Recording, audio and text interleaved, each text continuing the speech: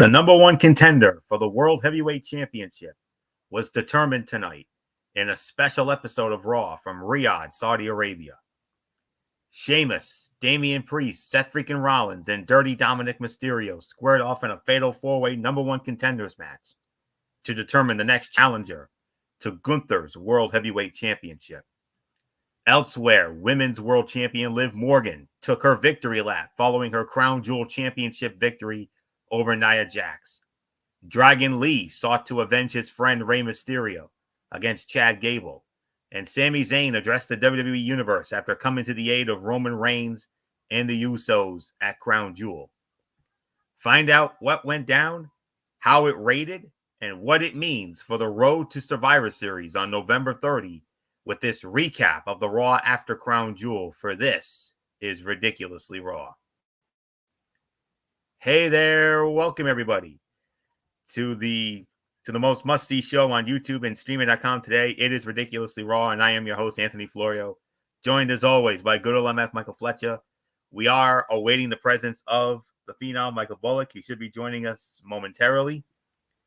We came off another one of our legendary Raw chats as always, and he should be joining us momentarily. So with that being said, let's get into this, what was a taped Monday Night Raw tonight. It was taped last night at the Mohammed Abdul Arena in Riyadh, Saudi Arabia. And we started it off with an in-ring segment. The Women's World Champion, Liv Morgan, or should we say not only the Women's World Champion, Liv Morgan, but the first ever Women's Crown Jewel Champion, Liv Morgan, along with Dirty Dominic Mysterio and Raquel Rodriguez, interrupted by the WWE Women's Tag Team Champions Bianca Belair and Jade Cargill, and then they were interrupted by Raw General Manager Adam Pearce, and some chicanery went down, a lot of brouhaha went down, and then Adam Pearce, he was pissed, to say the very least, after what Liv Morgan and Raquel Rodriguez did to Rhea Ripley on last week's NXT, fracturing the orbital bone there, and Rhea's going to be out indefinitely because of this. Adam Pearce did not take too kindly to this, so he punished Liv Morgan, and here's how he did it: by booking an impromptu number one contender women's battle royale, and the winner of that battle royale would be the next challenger for Liv Morgan and the Women's World Championship. And the winner of the match in 12 minutes and 40 seconds, and the number one contender for the Women's World Championship, representing Damage Control, Io Sky. Io Sky, the number one contender for the Women's World Championship. All right, we got a bit to dissect here. WWE teased the introduction of a rivalry between the team of Women's World Champion Liv Morgan and Raquel Rodriguez and Women's Tag Team Champions Bianca Belair and Jade Cargill last week. They took it to the next level tonight, with Belair and Cargill confronting Morgan and Rodriguez, and Belair and Cargill interrupted Morgan's victory lap, and Morgan responded by planting the seeds of dissent between them. Things descended into physicality as Belair slapped Morgan, and Raw General Manager Adam Pearce interjected himself into the proceedings, announcing a battle royal to determine the number one contender for Morgan's title. An effective way to kick off the show, in that we got the continued tease of a Belair and Cargill split, the next chapter in the budding rivalry between the two teams, and the announcement of a match with championship implications. That is how you maximize minutes, even if there is an argument to be made that it is too early to begin the inevitable Belair-Cargill breakup. And yes, the hatred for Dirty Dom does transcend borders. The Riyadh crowd rained down boos on him. Liv Morgan tried creating dissension between Belair and Cargill, the second time in as many shows that happened. Corey Graves teased the same at Crown Jewel.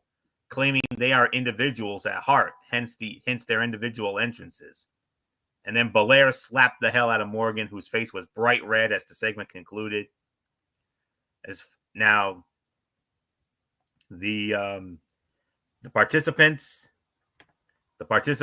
in the Battle Royal as follows: Bianca Belair, Jade Cargill, Maxine Dupree, Ivy Nile, Kaden Carter, Katana Chance, Shayna Baszler, Io Sky, Kairi Sane, Lyra Valkyria, Isla Dawn, Natalya, Sonya Deville, Alba Fire, and Zelina Vega. And it was Io Sky winning the Battle Royal in 12 minutes and 40 seconds. Io Sky earned a shot at Liv Morgan's Women's World Championship via a grueling victory in tonight's opening Battle Royal. This after Liv Morgan and Raquel Rodriguez interfered, leading to the eliminations of Bianca Belair and Jade Cargill in a moment that could lead to a high-stakes tag title match at Survivor Series if Sky does not get her championship opportunity at the Premium Live event first. Elsewhere, the Battle Royal did a decent job of highlighting some of the ongoing stories in the Raw Women's division, but served to showcase one inconvenient truth. The roster is loaded with talent with only so many opportunities to shine. Hopefully that becomes more of an initiative heading into 2025, because as great as Triple H and his creative team's efforts have been, the utilization of the women's division beyond the 4 or 5 most frequently featured stars has left a lot to be desired. Ivy Nile eliminated Maxine Dupree to continue that story of former friends turned bitter enemies. It was nice to see Lyra Valkyria last to the final 4. Heck, the final 2 in her return to Saudi Arabia, where she last felt like someone in the middle of a major push. Belair and Cargill's stare down and tease drew a monster reaction, which indicates that the eventual match will be straight fire. And I would like to, and can we get a best of 7 series from Lyra Valkyria and Io Sky? Mostly so we can see excellent matches from 2 of the best ring workers in the division every week. Now Battle Royals are tricky to rate, I will not lie, but this time around, I can honestly give this in excess of 3.25 to 3.5 stars. A very good way to start. Now, there's one thing that happened during this Battle Royal that really irked me, if I'm going to be honest with you. And I gotta tell it like it is. And I gotta call out WWE on this. I understand there's a purpose for, storyline progression and the whole 9 yards, but whether it's a Battle Royal or a Royal Rumble match, can we please stop with the eliminations when people get eliminated by people that are either A, not in the damn match, or by people who have already been eliminated? That needs to stop. I'm sick and tired of it. Michael Bullock's sick and tired of it. It needs to stop. I understand there's storyline progression in this. I get it. But there's better ways to go about it. Just wanted to get that off my chest. But other than that, very good Battle Royal here. And a very deserving winner. Io Sky gives us a fresh matchup with Io Sky and Liv Morgan. Could be a future Raw. Could be Survivor Series. But I don't know about Survivor Series. I mean, we have to figure out what they're going to do with the Women's War Games match. We still don't have a clue how that's going to play out. We got a few weeks to build it. So enough of that. So 3.25, teetering on 3.5. Good way to start. So MF, Io Sky, golden opportunity for her. She gets the next shot at Liv Morgan and the Women's World Championship down the road. 12:40, the time of the Battle Royal. Okay. I understand the bone to pick. I understand about the illegal elimination. I know where you guys were going with it. When Raquel and Liv illegally caused the elimination of Bianca Belair and Jade Cargill out of that Battle Royale. But the thing is, okay, it served 2 purposes here. One, Liv Morgan was scared of Bianca Belair and Jade Cargill, respectively, knowing how dangerous that they are as individuals. I don't see a problem of the eliminations because it took them out of the fight. That is, if you're thinking in Liv Morgan's eyes, I just took out two of the biggest threats to my championship. Too bad, so sad. You can go bleep yourselves. Now, as far as also, it also will open up the door for maybe them wanting an opportunity at the women's tag team titles. I don't think they're going to win the belts. Let's be realistic. I don't think Raquel and Liv are going to win the belts because I don't think that they're going to want to make Liv a double champion. If they do, then they're really pushing her. And guys, I would openly say if Liv becomes a double champion, she would have 3 belts in 1 year. That would literally put her as front runner for female wrestler of the year.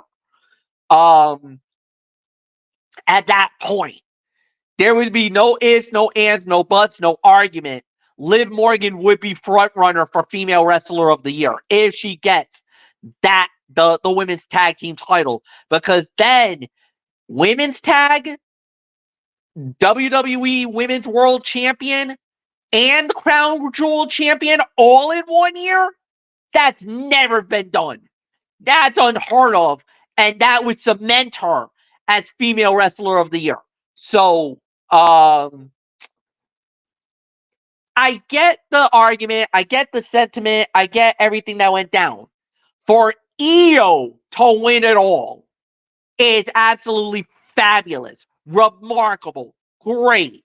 She's been so underutilized for the last few months because everybody's been fearing about, what has really been going on with Damage Control.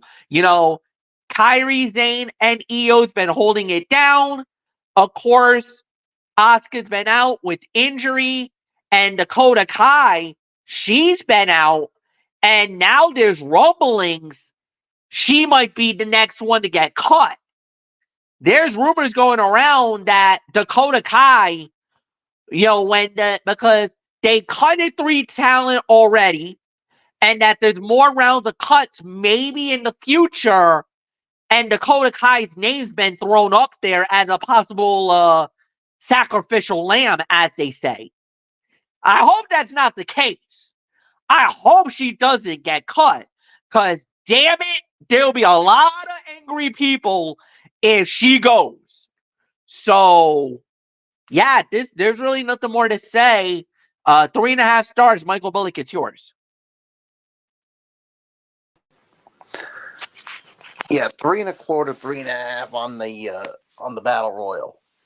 But I know where Fletcher is coming from, why he's justifying it, but with the illegal elimination. But look, I've said it before. Florio just said it, and I'm gonna repeat it right here, right now. WWE, you need to cut with this crap. You need to cut it out with this illegal elimination by those who are not in a Battle Royal or a Royal Rumble or who have already been eliminated. I'm getting sick of it. I mean, Anthony Florio's getting sick of it. And I'm sure as hell if Dee Dee Woodson were here, she would agree with me and Florio on this. Because, look, I understand it's storyline progression with Liv and Raquel and Bianca and Jade. I get that. But there are other ways they could have done it instead of this. I mean, Triple H, you need to wake the F up and you need to get rid of this thing. Because I'm not going to sit here and stand for this, because it is so wrong for whether it's the men or the women that someone gets eliminated by someone who's not even in the match or that was already eliminated. I'm not going to sit here and stand for this, and I'm going to continue to go off on this until changes are made. And if anybody has got a problem with that, with what me and what with Florio saying or with what I'm saying, then you know what? You guys can go screw yourselves. So I'm done. I'm finished with this. I don't care what anybody says. Florio, go. Well, I gotta play devil's advocate here. I really do. Because the fact is that we see it in wrestling all the time. It doesn't matter. You can harp about it, you can bitch about it, you can complain about it. It's part of wrestling. You got to get over it. I'm sorry. I understand where you're coming from. It brings a sour taste to a battle royale. It brings a sour taste every time. But the thing is this, we never, ever, ever hark about it. But the thing was, this has been going on since forever.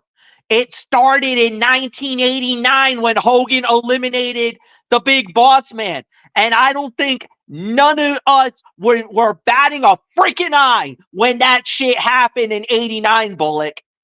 So I don't know. Like, I get it. I know where you're coming from. But how many freaking times have we seen shit like this happen in AEW, in TNA, in hell? We saw it at RWA at the Renegade Rumble this year. And every time, this is a trope that happens in professional wrestling. No matter what the situation is, sometimes if you're gonna play that card, fine, you play the card. It's not that it hurts anything. I get where you're coming from. Illegal eliminations should not count. Absolutely, I get that.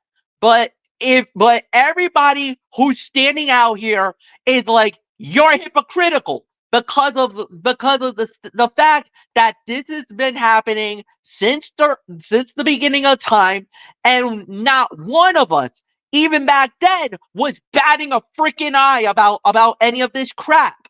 So why on earth are we now harping about it? But the thing is, I'm going to come to your defense because you have been harping about it. You've been talking about it for a number of years. So this isn't the first Johnny come lately. This isn't the first time you shot off about this. It's just, like I said, unfortunately, I get where you're coming from. I get where you guys are harping. But the thing is that, to me, back then, I was the same way. I would always flip out when we get a double elimination. I saw something like that at a Renegade Rumble for RWA, where there was a double elimination that ended the Rumble. A guy coming in illegally, dumping both men out, the final two that were in that Rumble, and it cost us the winner of the Rumble at that time. So I get it. I understand it. So, but the thing is that in this day and age, sometimes you gotta understand that decisions like that may not be popular. And trust me, a lot of the times there are not popular decisions. But I have faith in Triple H and creative that, yes, we may be angry and we may be a little annoyed, but that hindsight 2020, that there is a plan, there is a path down that line that's gonna make it absolve. So Adam Pearce put the neck out there by creating this battle royale. So I'm sorry, I'm not throwing Triple H's name under the bus here. I'm blaming Adam Pearce because he's the dumbass that started the Rumble in the first place. Too bad, so sad, I say. Go ahead, Florio. Now it's yours. The thing is, I care about the reputation of, especially the Royal Rumble, since the whole thing. Now, Rumble, okay. Royal Rumble, that's a whole different story. I'll give you Royal Rumble. I agree with that. That is legacy. That is tradition. That is honor. You don't do that. But again, Hogan started that in 89, and we never batted a flippin' eye about it. He's got a point. But I understand. But I get where you're coming from, Bullock. That's Absolutely. the thing. You're not saying anything that's wrong. You're not. You're not saying anything that is wrong. You're not saying anything that is egregious. You're not saying anything that's making me angry. You're not. You're saying the right things. I get it. But the thing is, past history does not add up to your logic. What you're saying is right. What you're saying is what everybody else hopes for, dreams about. But the thing is, how many times have we seen interferences in battle royales that even if we harp, even if we get angry, even if we bitch about it, how many times has it happened through the course of the history? It's happened way too many times. Many times to count. Too many times. But the thing is, you're right. I'm not coming after you because your points are valid. Your points are absolutely valid. You got a right to say what you're saying. You're not saying anything wrong. But again, to you telling the fans to go screw themselves after that, I'm sorry, man. That's why I was like, wait a minute, let me play devil's advocate here, because you're saying the right things and you're vouching, but I think you're in a way coming at it a little wrong. A little aggressive. I'm not. A little over aggressive. In a way, yes, a little too aggressive. And unfortunately, I'm only going after those that support what's the illegal elimination. I'm not going after those who. How do I? I think I know where you're coming from, but the thing is that I don't think there was much people that were complaining about the illegal elimination, because again, they were thinking it like, okay, it happened, unfortunate, but that leads to the next thing. Life moves on. Things happen.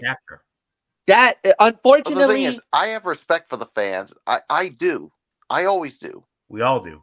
I just don't like it when they support like something like an illegal elimination. That's the only thing I'm saying. Which is valid, and I get it, but that's why I had to call you out on it. It's not that I'm calling you out for something that is egregious, because your points are valid, but you know me, I need to play devil's advocate here. I needed it to at least say, wait a minute, hold. Here's the reason why I need to validate my opinion about it. We could agree to disagree. That's all fine and dandy. But it's just I'm just getting frustrated about it. That's all. And whether we like it or not, unfortunately, this is always going to be a thing. Going forward, unfortunately, there's never. I don't believe, when it comes to battle royals and Royal Rumbles in the future, whether we like it or not, these things are going to happen. And the thing is, as long as it doesn't have an effect at the outcome of a Rumble, that's when, like, for what happened tonight, it happened very early in that battle royale, like almost in the middle. So the outcome was never, the outcome of it was never going to be affected. That's where I understood that elimination. Like I said, the RWA, there was a damn near riot. Oh, yes. And I'm not talking about when AJP got eliminated, because that was in the middle of the Rumble. That was no. I gotta go all the way back to when Mike Grassa and Jammin' Jack Connor were the final two in that Rumble, and Christopher Dozier illegally, who was the champion at the time, ran in the ring and eliminated both men at the same time, ending the Rumble. That would get me. That was the moment that got me really upset.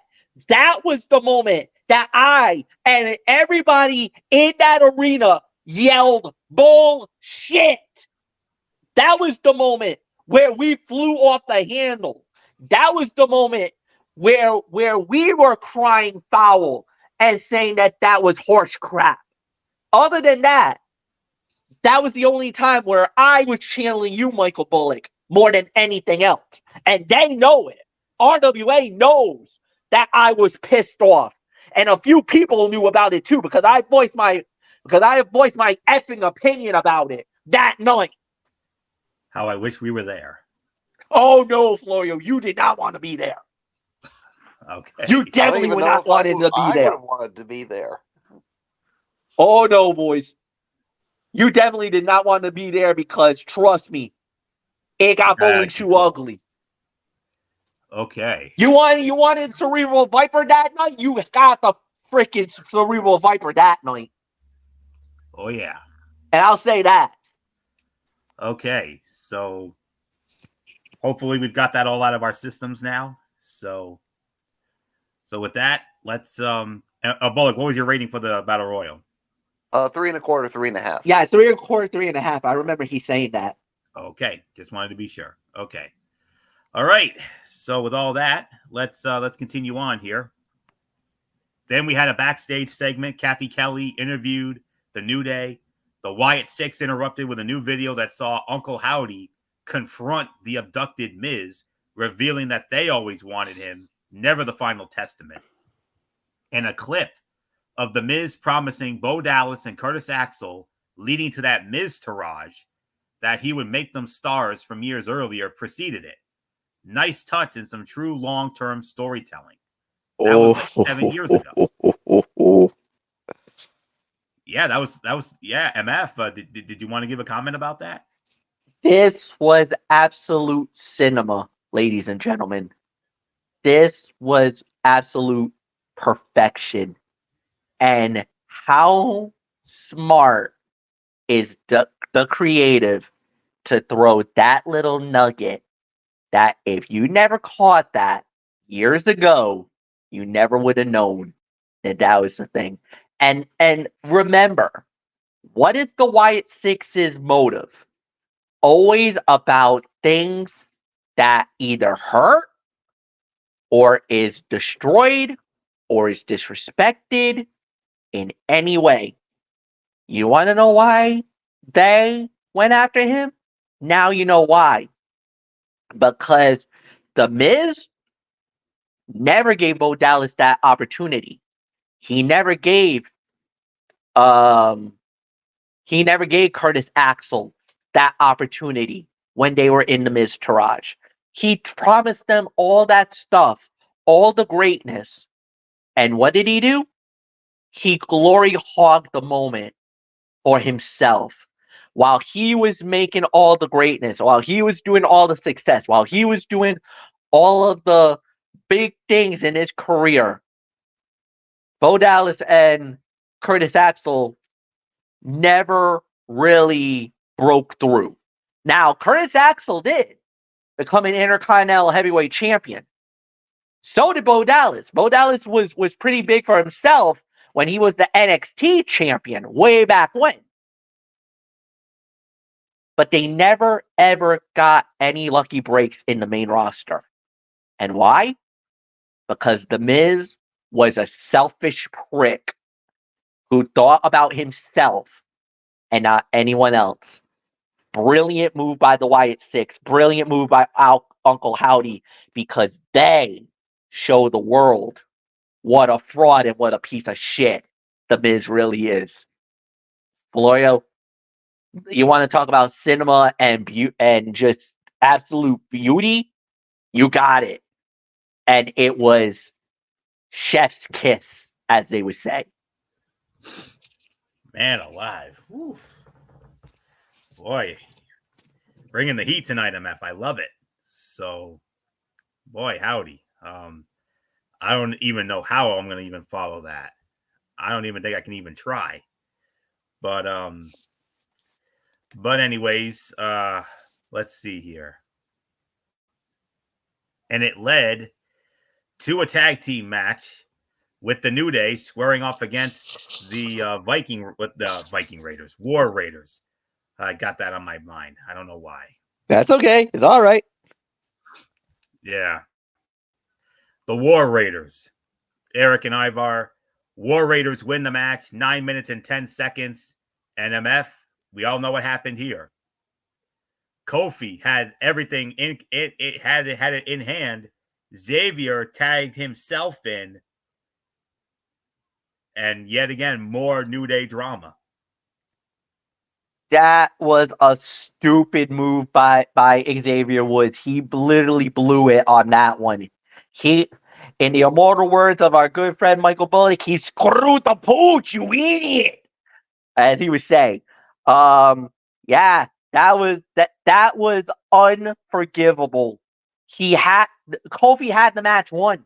Kofi had it won, but then you had to be an egotistical maniac, an idiot, and basically blow it for your team. You only have yourself to blame on this one, Xavier Woods. Even though this was about a 2.5 star match, 2.5 to 2 3/4 of a star, that was their mistake, not anyone else's. That was their mistake. They should have won. They had that. That was the New Day should have won it. There's no excuses. They had that match won. They blew it more than anything else. So, yeah, Bullock, it's yours.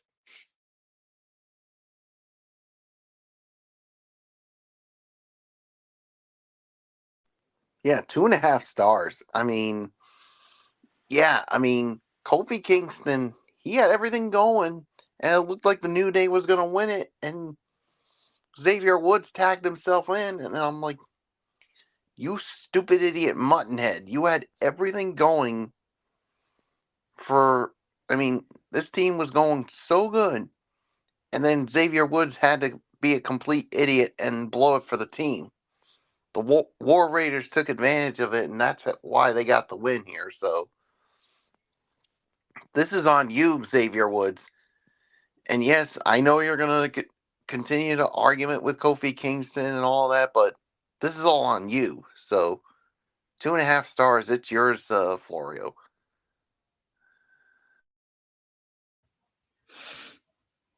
Miscommunication between Kofi Kingston and Xavier Woods led to another crushing defeat for the New Day at the hands of the War Raiders.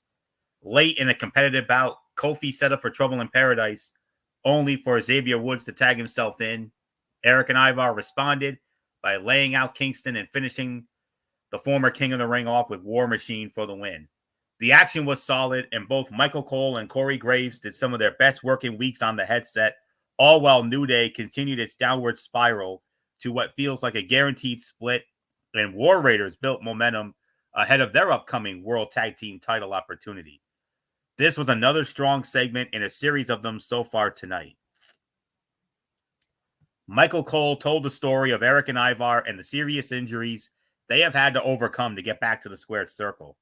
It helps exponentially with getting the War Raiders over with fans at home, which will ultimately translate to the live experience.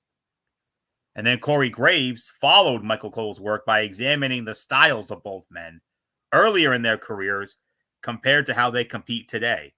Great stuff, and one of the calls in weeks. I'm going to give it a solid 3 stars for the effort. Then we had another in-ring segment, Sami Zayn coming out and interrupted by both Usos, Jay and then Jimmy, and it ended with Jey Uso asking Sami Zayn to come to SmackDown Friday night in Buffalo. So, Michael Bullock, I mean, we saw this during our Raw chat here, and it's that long-term storytelling, that long-term booking, and let's see what happens with this, I guess we could call it, powwow here with with the Usos, Sami Zayn, perhaps Roman Reigns in Buffalo Friday night. So Michael Bullock, your thoughts on this latest chapter in the OG Bloodline saga? Yeah, this is long-term booking. Yeah, we'll see what happens with this. What happens on Friday night? I mean, to see if the four of them can resolve their issues, because I still believe Bloodline War Games is going to happen. I mean, it's not a matter of if it's going to be official; it's a matter of when. So yeah, there's really nothing more for me to say. It's yours, Florio. Yes. On the heels of his appearance at Crown Jewel, where he saved Roman Reigns and the Usos from a beatdown at the hands of the New Bloodline before errantly kicking the OTC, Sami Zayn addressed his actions tonight. But before he could say much, Jey Uso interrupted and questioned whether his longtime friend intended to kick Roman Reigns. And then Jimmy Uso joined the fray from there, trying to talk sense into his brother while questioning Sami's trustworthiness. After some more verbal back and forth, Jey implored Sami to come to SmackDown this Friday night and join him, his brother, and Roman to talk things out. This was a logical next step in the gradual reunion of the OG Bloodline. Jimmy Uso, who wanted nothing to do with Sami Zayn, would logically take issue with Jey trying to reunite with him after the accidental kick to the head of the table. Jey understandably supported his friend. Now it'll be up to Zayn to determine whether he shows up Friday night and is interested in settling differences with Reigns ahead of what most expect to be a War Games match with the rival revamped Bloodline. Sami said, "I can't tell you how proud I am to come out here in front of my people and speak our language on WWE TV." Jey claimed to have watched the footage from Saturday, then asked Sami if he meant to kick Roman, begging the question, did Jey actually watch the footage? Zayn said, "I don't hate you, Jimmy. You're not a bad guy. You make bad decisions." And Sami said, "For a minute there, it felt like old times. It felt pretty damn special." And then Jey said, "I was wrong. Just because he's not blood related, that don't make him family. He is family. I see Jey Uso, I see Jimmy Uso, and I see Sami Uso." Another good segment here. The long-term storytelling continues here. Makes all the sense in the world. And MF, we get the next chapter on your show Friday night in Buffalo. Will Sami show or won't he? Oh boy. In one way, I hope he does. I hope he does show up. I want to see Sami on SmackDown. That'd be pretty cool to get him on the show. That'd be pretty badass. Look, we'll wait and see how it plays out. Obviously, we saw something really cool at the end. There's really nothing more to add here, and yeah, I thought they did a really good job with the segment. I think they did a solid job and getting us all hyped up and everything else. And you know what, boys? I normally we don't normally do this, but I gotta bring in some breaking news here, boys. We got overtime. Yes, Tampa Bay and Kansas City, 24-all going into overtime, as it was literally Tampa scoring a touchdown with less than 30 seconds left in regulation to send this sucker into OT. And the undefeated streak of Kansas City is definitely in danger right now. We don't know, but can they hang on? Can they finish it? Or will the 1972 Miami Dolphins be popping some bottles here tonight? As there'll be no more undefeateds in the NFL if Kansas City falls. And I think they'll pop an extra one for the late great Mercury Morris, who Amen. Who recently Amen, brother. Amen, brother. Yes. Not just to celebrate the undefeated streak possibly staying intact, but also, of course, Mercury Morris recently passing away, and I know they'll have an extra one for him. So for the members of that team that are still with us, so definitely we'll keep an eye on this for sure. I believe Kansas City got the ball, so I do believe they do get it first. Yes, they did get it first in overtime. because I heard a loud cheer, so it sounded like they got the ball first. Yep, Chiefs so, got it. Yep, and we know what. Yep, and we'll see what happens. So, yep, if anything happens, we'll keep you posted. We certainly will. All right. Next up, we got back to the in-ring action. Dragon Lee squaring off against Chad Gable. Dragon Lee winning the match in roughly 12 minutes. I believe I start this one off here. So, Dragon Lee sought revenge after American Mage Chad Gable attacked Rey Mysterio last week in the Triple Threat #1 contender match, squaring off with the former Olympian in singles competition. What ensued was a great match between two of the best in-ring performers on the Raw brand, with styles that complement each other well. Late in the match, Zelina Vega prevented Chad Gable from cheating and got attacked by Ivy Nile for her troubles. Rey Mysterio hit the ring to check on Zelina, and then a tussle with Gable ensued. The distraction allowed Lee to deliver Operation Dragon and score the pinfall win. This was excellent, and if the idea in the coming weeks is to let the LWO and American Made have great matches on Monday nights, so be it. More of this, please. And that's all there is to say on that. So this was another 3.25 to 3.5 star match. And not much more to say. MF, it looks like we got ourselves a little turf war with the LWO and American Made. Yeah, it absolutely does. It does seem like there's a turf war going on. I thought they did a fine job with it. I think they did a really good battle. I really enjoyed it, and I'll openly admit I think it could have been something really well, and they did a fine job with it. So to me, I enjoyed it. I liked it, and yeah, nothing more to say. This was about a 3.25 star match. But Bullock, it's yours. Yeah, I'll give us about 3.25 as well for this. I mean, yeah, I could definitely go for more of this with the way this is going. So there's really nothing more for me to say. So it's yours, Florio. Alrighty, and we move on now. Oh, I believe this is it. I believe this is the big one here. Then there was another backstage moment. Gunther took responsibility for his loss to Cody Rhodes, calling the American Nightmare the better man at Crown Jewel.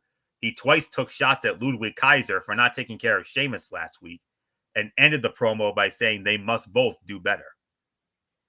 Well, Gunther will most certainly have to do better, because the next match revolves around him. Because our main event here tonight, Fatal 4-Way #1 contenders match to determine the next challenger for Gunther and the World Heavyweight Championship.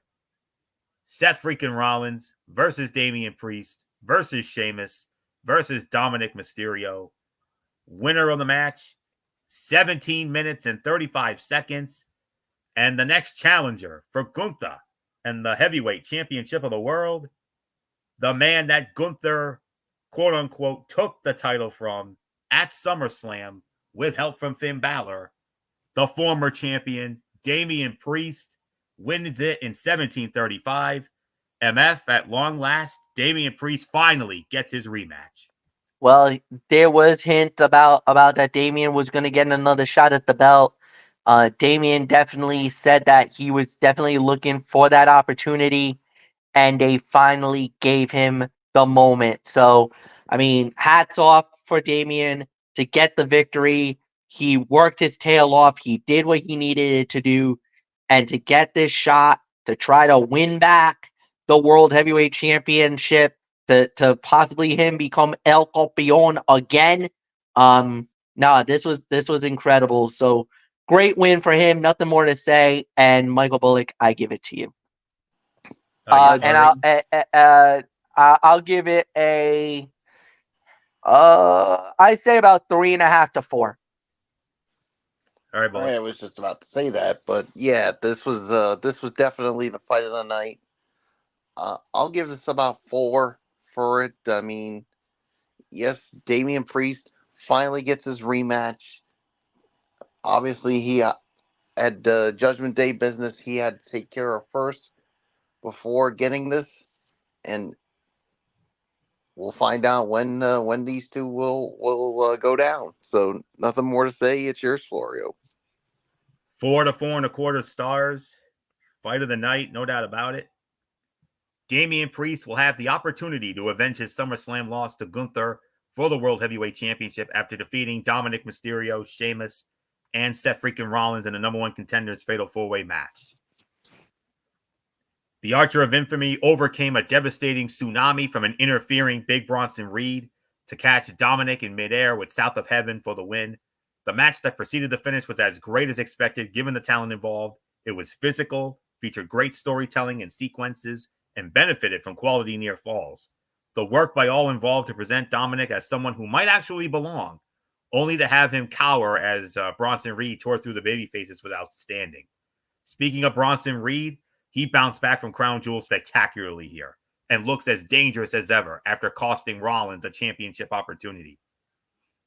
Damian Priest versus Gunther may not be the most exciting option for some, but Damian Priest has been one of the best stories and biggest breakout stars of 2024 and has more than earned another shot at the World Heavyweight Championship that he only lost because of Finn Balor in the SummerSlam, of course. So much was made of Dominic Mysterio not deserving this opportunity or being a real threat that one has to wonder if this is the beginning of a slow burn to an eventual title win, either as a reformed underdog babyface, the worst choice, or as the gutless heel who cheats his way to victory, the better option. Fans and analysts alike may have undervalued Sheamus for the last 2 or so years. Few consistently turn in the best match of any show the way he does. That he is at his best at 46 years old is even more impressive. Bronson Reed smashing everyone and looking like a total beast is exactly the creative recovery he needed after Saturday's loss, even if he was booked extremely well in the match against Rollins. The tsunami to Rollins through the ringside announce table was the exclamation point on that. So 4 to 4.25 stars and fight of the night for me. So there isn't much more left to be said. Overall review, I believe it's Michael Bullock who starts it off. So I know we give WWE a lot of flack for taped shows, but I got to be honest, this is one of the better ones we've had in a while. Yeah, I thought this was a good show. I mean, even though, like you said, it was taped, but I mean, there weren't any bad matches in here. So I'll give this an excess of 7.5 to maybe 8 out of 10. So it's yours. Yeah. WWE rolled into Riyadh, Saudi Arabia, and delivered one of its best weekly television shows from an in-ring perspective in quite some time. Dragon Lee and Chad Gable stole the show with a physical battle, while the women's battle royal to start the show featured enough intertwined storytelling and a great finish from Io Sky and Lyra Valkyria to render it a success. A solid New Day versus War Raiders match and a fantastic main event capped off the broadcast. Add in the rejuvenation of Bronson Reed, teased breakups for more than one tag team, and the latest in the Bloodline drama, and you have an easy thumbs up for tonight's episode of Monday Night Raw, despite the fact that it was a taped show. Friday Night SmackDown, on the other hand, yeah, I'm sorry, that was a snoozer of a show. I got to be honest with you. This, however, tonight was anything but a snoozer. The 2 hours went by like that. And, Bullock and I had an enjoyable Raw chat like we always do. And we definitely, have fun with this show tonight. So I'm actually going to give it a solid 8 out of 10 from my book. So solid 8 out of 10. Nothing more to... Oh, and there it is. Chiefs a winner. Sorry, MF. You're going to have to wait at least one more week. The Kansas City Chiefs have won it. They win it in overtime on a 2-yard touchdown run by Kareem Hunt. And the Chiefs defeat the Buccaneers 30-24 in overtime. They benefit from the overtime rules once again, a la that epic divisional playoff from a few years ago. But Denver, or should I say Kansas City, improves to 8-0. They will host the upstart Denver Broncos on Sunday, whereas the Tampa Bay Buccaneers, they dropped to 4-5. And I don't know who they play. I'll get on that horn in just a moment. But nonetheless, the Kansas City Chiefs, they have won it, and the Buccaneers will next. You will next see the Buccaneers on Sunday. Oh, they got to host the San Francisco 49ers. Oh, boy. So, but Kansas City wins 30-24 in overtime. And my final review for Raw, solid 8 out of 10. Very good show, to say the very least. So, not much more to say. MF, your overall review, and then I'll get into my latest Tony's take. Yeah, no, you're totally right. This was a a very good show. 8 out of 10. Florio, it's yours. Okay, so now, ladies and gentlemen, we now get into my my traditional Tony's take, and you know how we do it, as we always do. TNA Impact, the fallout from Bound for Glory. We also have NXT Level Up, and there's not much more left for me to say except let's get into our overall thoughts. Let's get into TNA Impact here.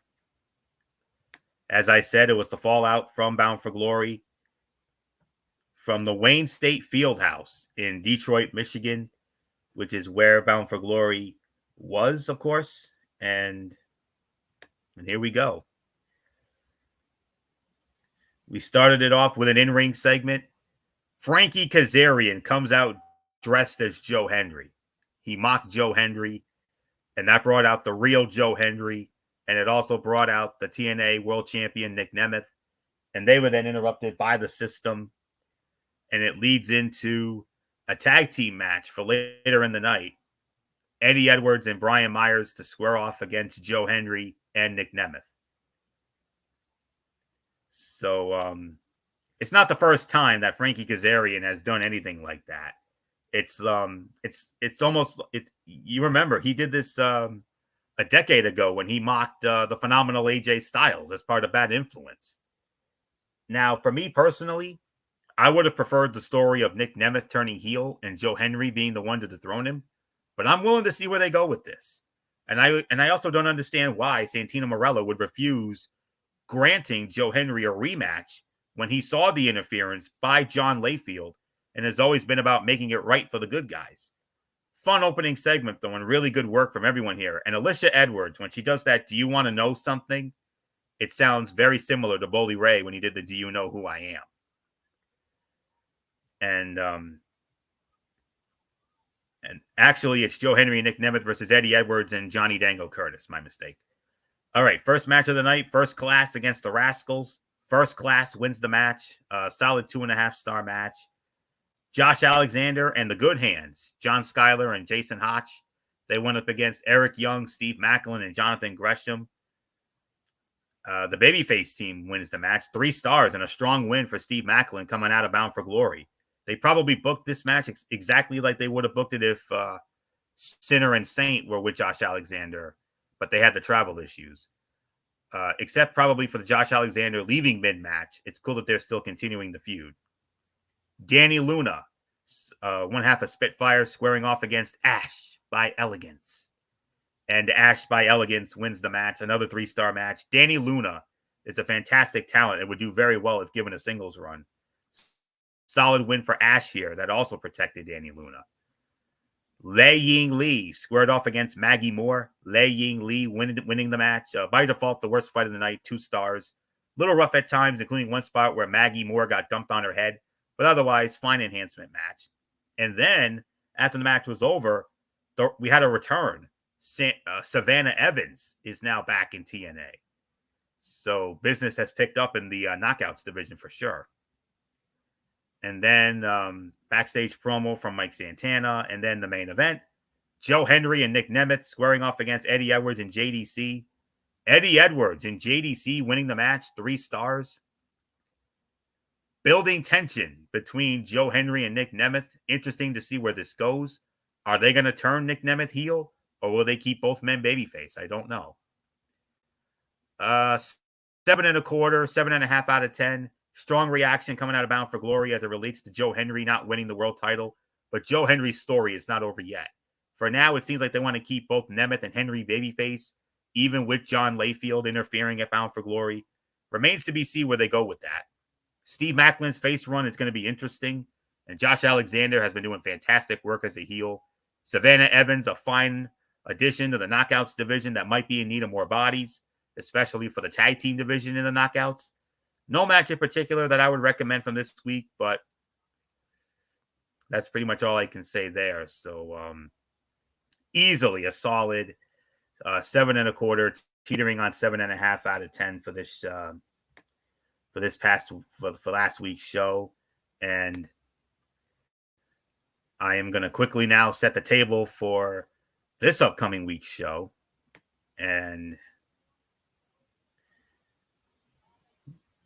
I do have it here. Just one moment. All right. So coming up this Thursday night on TNA Impact, NXT's Wendy Chu will go one-on-one with Rosemary in a no disqualification match. New Knockouts champion Masha Slamovich teams up with the woman she took the title from at Bound for Glory, Jordynne Grace, and they will square off against the Bariqua Badass, Tasha Steelz, and Alicia Edwards of the System. And then the main event for the X Division Championship, Speedball Mike Bailey with the toughest title defense ever as an X Division champion. He's going to be defending the title against the leader of the System, Moose. Oh boy. Oh boy. Needless to say, that is going to be the most difficult X Division title defense in the history of X Division title defenses for Speedball Mike Bailey, and I cannot wait to see how that turns out. This Thursday night at 8 p.m. Eastern on Access TV. You can also get it on the TNA Plus app, and that's pretty much it. So let's get into NXT Level Up quickly. Carly Bright squaring off against Lainey Reed. Lainey Reed winning the match in 6 minutes and 35 seconds. May have been a bit too long for them, but things picked up in the final few minutes. The crowd was behind Reed as they seemed to be buying into her new cheating ways. The crowd was rather quiet for most of the bout, and it hurt things in the early going. 1.5-star match. Oro Mensah squaring off against Nico Vance. Oro Mensah winning in 7 minutes and 45 seconds. Solid as they had a ready-made story with power versus speed. Couple rough spots, but still a good match. Mensah knew how to bounce off Vance and make his offense look good. The flip kick in the end looked pretty nice as well. 2.25 stars. 6 out of 10. 2-match show, and they were okay with some rough spots.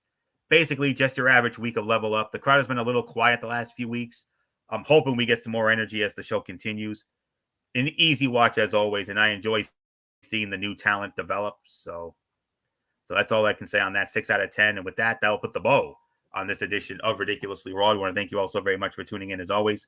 We will be back with you again on Wednesday night over on the MEFS channel, BraceFan 95 at 10:30 for Wednesday Night Madness. We got a big show, guys.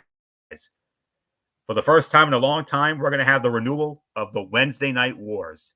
NXT and AEW Dynamite are going to both go head-to-head. It's going to feel like 2019 and 20 all over again, guys. So both have big shows. I can't wait to see how they both turn out, and you'll get our thoughts on both of those shows. And then we will also have Thursday Night Football, and we got a good one here. Big game in the AFC North. The Cincinnati Bengals squaring off against the Baltimore Ravens. We'll preview that game as well. Thursday night, the Week 11 edition of TXN Sports World College Football Thursday, and we and starting this week and going the rest of the season, we will go by the college football playoff rankings, because remember, the college football playoff rankings, the first set come out tomorrow night. So we'll get into that. We'll preview the big games of Week 11. The big game, of course, the game of the week, Alabama and LSU. Is that going to be cinema? Friday night, we got the week 10 edition of NFL Friday. Another great week of action, and we'll also recap the Bengals and the Ravens. Saturday night, Cerebral Smack Talk. MF will have that. we got Friday Night SmackDown. MF will have AEW Collision from Providence, oh, by the way, because the show will be in Providence.